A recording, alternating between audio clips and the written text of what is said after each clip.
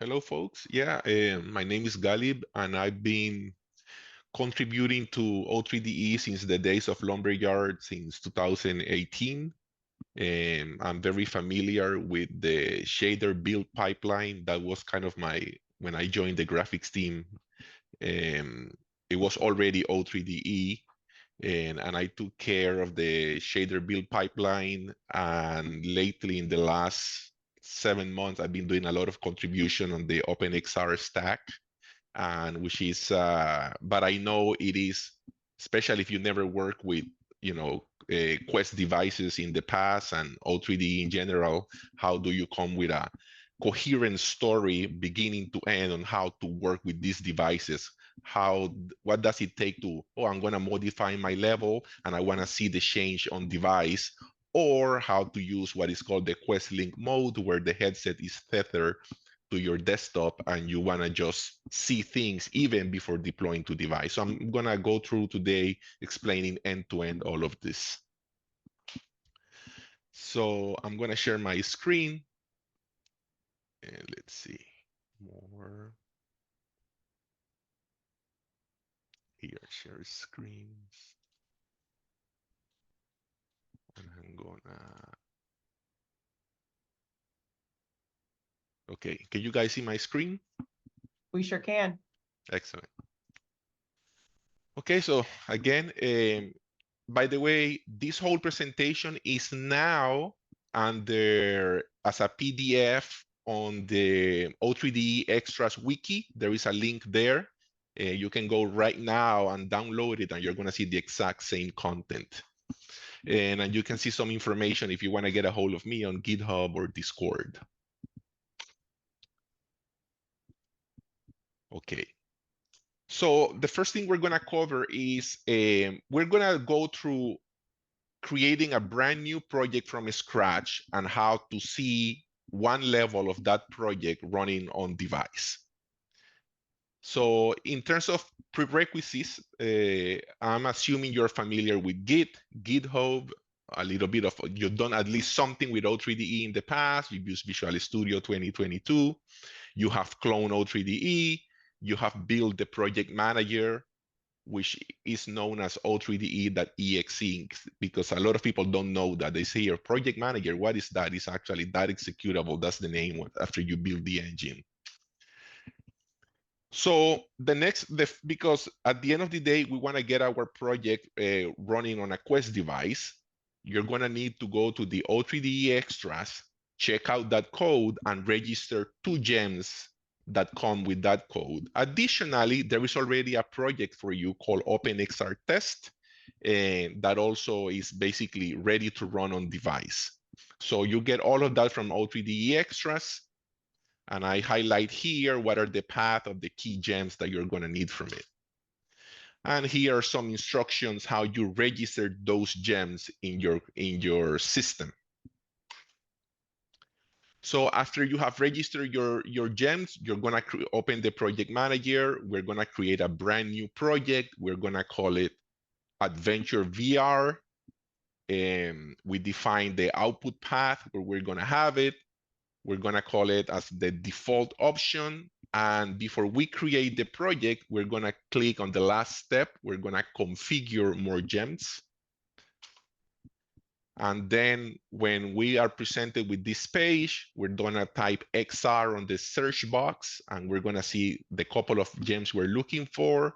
You enable them, and then you are free now to create the project. At the moment, by default, when you create a new project, you will be missing, this is something that would need to be something that we can automate later when we create new projects. But at the moment, you have to create a file called material pipelines. Without this, any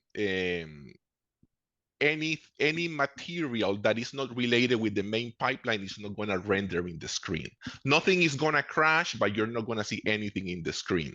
So that's why I created these pages called Don't Skip This. You want to create a material pipelines file, setreg file, where you define the pipelines you want to activate. And I highlight here the minimum content to do OpenXR work on that file and where it should be located. Now, the long story short is I go into a lot of details how these material pipelines and render pipelines are interconnected and why it is important to set it here. So feel free to read this at your leisure. But one of the key things that matter here is the concept that render pipelines are actually assets in the engine. This also means that when you are using, we have a dedicated asset for rendering on XR devices. But the key takeaway is you can actually replace the main render pipeline with the XR pipeline. And now you don't even need a headset. You can actually work on the editor and render everything exactly as it would render on device. So this is a good shortcut to speed up your iteration time because you don't even have to connect a headset to validate that your content is going to render properly with that kind of pipeline. I'm talking here a little bit about the importance of minimizing the list of material pipelines, because I'm highlighting here kind of the loop that the asset processor goes through, where for every active pipeline, for every shader listed on those materials, for every platform, for every RHI, so it's a compounding loop. It's an n-dimensional box of shaders that are going to be compiled. So the least amount of pipelines you have listed, the less time you're going to waste doing asset processing. Furthermore, because we support OpenXR through Vulkan, you may want to disable the DX12 as a platform for the asset processor.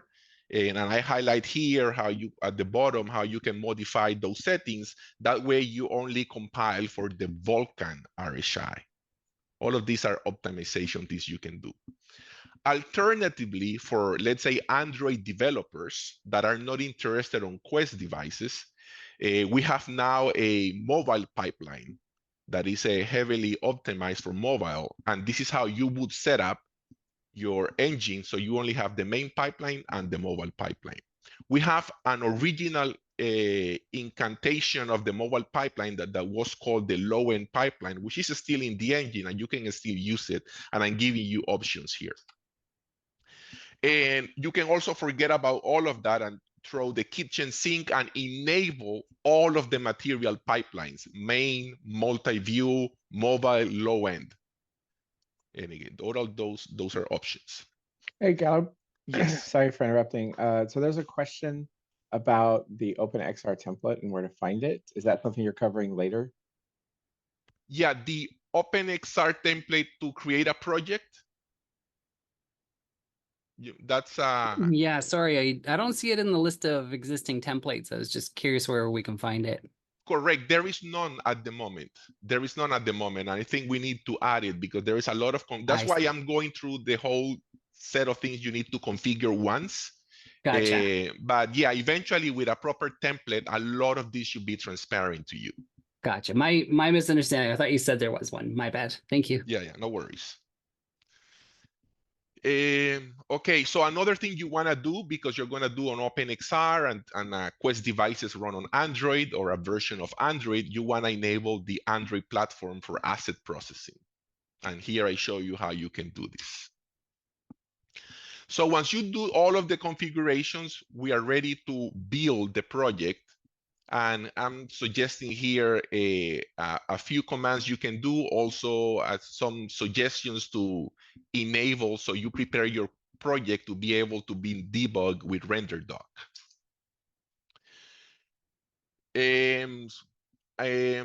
Yeah, you open up Visual Studio, you compile the project once. You can also go to the command line and do everything from the command line. And I show you some tricks to automatically kick off the asset processor, because the asset processor today takes around, crunching all of the assets for the first time can take around sometimes 15 minutes. So you want to compile the engine, kick off the asset processor, take your coffee, make a phone call, come back, and everything's going to be ready for you if you follow these suggestions here.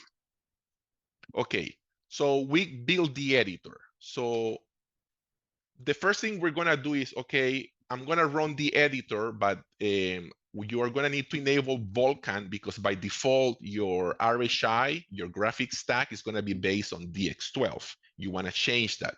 You want to choose Vulkan and you want to pass the command line option OpenXR enable, and that will enable OpenXR. And once you open the editor, we're going to create a new level and we're going to call it my new level. You run it, nothing much. This is standard stuff. So now the first thing we're going to do is what to do to run the device in the what is called run the project in Quest Link mode. So if you're not familiar with it, there is a lot of instructions on the internet how you can set up your Quest device that is going to be tethered to your desktop. So the rendering is going to happen in your desktop GPU, but it's going to be displayed on the Quest device. And this mode of operation is called the Quest Link mode. So basically, assuming you have connected your device already to most likely through a USB cable. Actually, it has to be a highest speed USB cable, and you have to be careful when you purchase those cables. Maybe I should add a link of suggestion of a couple of cables you can buy that guarantee you highest speed connection. But bottom line is, when you run and you open the editor viewport is going to be rendering with the main pipeline. Nothing important there. But in the moment you enter game mode, in the screen, you're going to be now rendering in the editor screen, you're going to be rendering with the VR pipeline. And in the headset, each eye is going to be running also an independent version of the pipeline, where the content is the same, but they are independently, and they actually run all of the passes, independently from each other, eventually get synchronized into the swap chain. So I'm showing here a pro tip where basically, hey, what if can I do VR work without having a device? And the answer is yes. You customize the render pipeline path, that CVAR, you replace it with the multi-view render pipeline, and now you don't have to use the headset. So all the details are here. Similarly, that's what I just mentioned, how you can run the VR pipeline on the editor. Okay, so that's how you get things working. You can see the experience on the headset, but the application is not natively running as an Android APK. This is the next step. So again, if you want to run this, and this is split in two different set of requirements. One is a common Android applications requirement. So for any kind of Android applications, you want to do these steps. And then, of course, if you want to go on Quest devices, there are some requirements for the Quest devices. So on Android, here is suggestions and link to install the Ninja build system. Has been validated with the latest 1.12. You want to install the JDK 17. There are many variants. A lot of companies provide versions of OpenJDK for convenience. I use the one from Microsoft, and I have the link right there. And very important that because that installer suggests to customize the Java home and the path environment variables, accept those things. And finally, Gradle, how to install it and verify that the installation is correct. Once you've done that, then you can open Android Studio. And we're going to install it. But after you install the basic Android Studio, I have here a few screenshots of making sure you install, because by default, the Jellyfish will only come with Android 14. You want to add Android 12, which is API level 31. You also want to install the NDK version 25. I'm here showing you because if you've never done this before, you can get lost in where to find these options. And the last thing you want to make sure you have installed is the latest version of the Android SDK command line tools. So after doing all of that, we are, let's say, Android ready. Now, to be MetaQuest ready, you have to do a couple of installations. The first one is the MetaQuest Developer Hub. That's the link right there. So when you have the document, you can click on it and it's going to send you there. It's going to show you the preferences. So you want to pick Oculus Quest and the platform is native. The second thing you want to do is install the Oculus OpenXR SDK version 62. This weekend, I tried 64, and it looks like, because there was a recent announcement that the Horizon OS, that's how they call it, is now fully open source. It looks like that changed the layout of the SDK, which is not compatible with O3DE at the moment. So that's something that needs to be updated. But if you download version 62, everything should work fine. These instructions apply. So what's next? We are ready. So the next thing we're gonna do is, if you didn't do it before, we're gonna enable asset compilation for Android. We're gonna run the asset processor. We're gonna make sure to be safe that all of the assets have been processed. We're gonna define the default level. So when we execute the Android application, we need to pick what is gonna be the default level we're gonna open. We're gonna also enable the OpenXR system with the registry settings. And we're gonna use the Android project generator to generate the Android project. And finally, we're gonna build and deploy the APK. So asset compilation, the first thing we're gonna do is, if you enable asset compilation, which is in slide 14, and when you go to the asset processor, you look at the platforms column, you should see Android. If Android is there, you're good to go. And the next thing we're gonna do is, here's some instructions how you configure what is the default level you wanna load when the Android application starts. In this case, we created a new level called My New Level, so that's what I have specified here. The next thing is that you want to be able to enable the OpenXR system on device also, because you can actually run on a MetaQuest device without truly enabling OpenXR. In that case, your application is just going to render like a flat application in the 3D space, but you actually want to render like a real XR application, so you still need to do this. After you've done that, we're going to open the project manager again.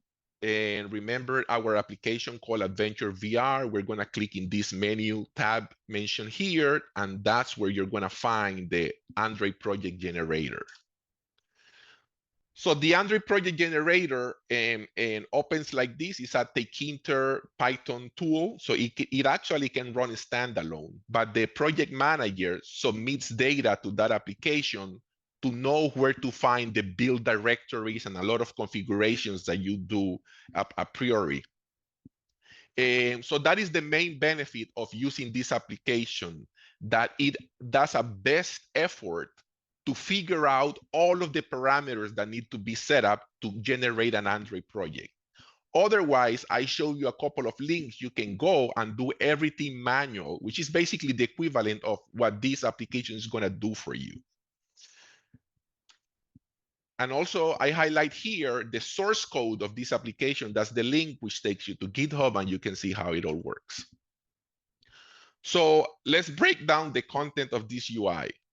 There is a load settings, save settings buttons at the top, where basically all of the fields you populate there, you can save them, so you don't have to play with or fiddle around with those fields anymore. You should do it once. You save it, and by default, it's going to be under your game project. So it discovers all of this path automatically for you. Also, key store settings, where you need, if you're not familiar with Android key stores, suffice to say, is a file that identifies you as a developer and also define your application. So it needs to be signed. And this is more important actually when you're really ready to deploy on the MetaQuest store or something like that. And finally, there is a section for Android where you specify the NDK version, the API level, and the SDK path.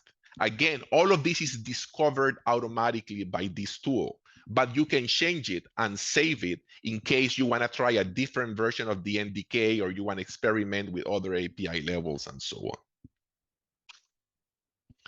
on. Finally, there is a very important checkbox for OpenXR. You want to click that checkbox, and then your Android project will be a MetaQuest project. So far, all of these has been tested on Quest 2, Quest Pro, and Quest 3. I don't know about Quest 1. Maybe it wouldn't work. I don't know. And finally, when you generate the Android project, there is a report section that is going to show you all of the commands it ran and what is the status of error, success, and so on. So again, here is a number version where you're going to see in what order you're going to do things. You select for the MetaQuest, you save your settings, you create the key store, and finally you generate the project. The key store, again, should only be done once, or at least once. Let's say you generate the project. Most likely, if you did everything perfectly, most likely you may get an error. And if you get that error, you're going to run this command, which is basically a way to accept the SDK licenses. Sometimes this doesn't happen because when you install Android Studio, you can also accept these licenses. But in case you get that error, it is highlighted. The solution is also even printed in the tool itself. And finally, once you generate it, it takes around 30 seconds. And it shows you the success. You're going to see that screen, and at the bottom you're going to see some hints. For example, where is the Android project? And also, if you don't want to open Android Studio, you can also build the whole Android project from the command line, and it highlights how to do it. The tool tells you how to do it right there. But now we're going to actually open Android Studio. So we open the Android project. We're going to do first things first, we're going to set up the Gradle JDK. This is something that you always have to do once. Another thing you may want to do is that if Android Studio tells you to upgrade the AGP, the Android Gradle plugin, accept it. And also a tip for those used to Visual Studio, you want to enable the key maps of Visual Studio in Android Studio. That way, when you use the debugger, it's the same shortcuts, the same keyboard buttons, and so on. Very helpful. And finally, if your device is connected via USB, it's going to be highlighted in Android Studio. And all you need to do now is click the play button, which is going to build the whole APK and deploy it on device with all of the assets, everything contained in it. Another thing that is going to happen is that the Quest device has a proximity sensor. That means that if you don't have the device on your head, it's going to go to sleep. And if it goes to sleep, when you're iterating, you may find that your application is not running if you don't have it connected to your head. So to do that, you want to disable the proximity sensor, and I show you here some screens in the MetaQuest Developer Hub. That way, the device is always on. So when you click play, you don't even have to put the device. The application is going to be running, and you can actually even move the headset, and it should be internally, changing the camera orientation and so on. Working in debug is the same thing, where there is a debug button that is going to enable you to step through the code. You can debug profile, you can debug configuration. So to get the best symbols, I show you here how to pick the build variants for debug. That way you can, it's walking through the code is going, you're going to see all of the symbols and you're going to see every detail that you need to see. And actually nowadays this is really fast. Even loading in for running or loading for debugging is equally fast nowadays in Android. It's actually not the same on Linux, and especially because there is some magic that Google did lately on with the whole ADB and detecting deltas in APKs. Debugging is a really good experience today. It's equally as good as debugging on Visual Studio on desktop. And this is the end. I see some questions in the chat. Let me see. Anyways, before I go, any questions about all of this? Oh, so actually even before, so think about it. So what happens now? So typically what you want to do, and I explained this at on the last slides, but I went through it too quick. You want to keep the editor running, the O3DE editor, where you're going to be manipulating your level. You want to add, a few entities, whatever, change materials, and you're always going to keep it ready. And then in Android Studio, when you are happy with your changes in the editor and you want to see it on device, all you need to do is click play on Android Studio, and automatically it's going to detect the delta, the changes in assets, and it's going to push the new version, all of the differences. So it's going to be very quick. So it takes around just 5 seconds of iteration time.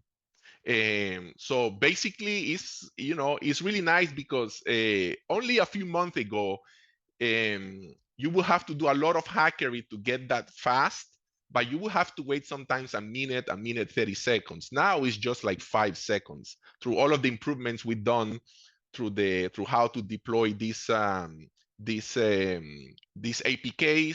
and to the backend, and also some changes from Google itself has made a really good experience. Now you basically make changes on your level, even in code, and redeploy and recompile is pretty fast nowadays.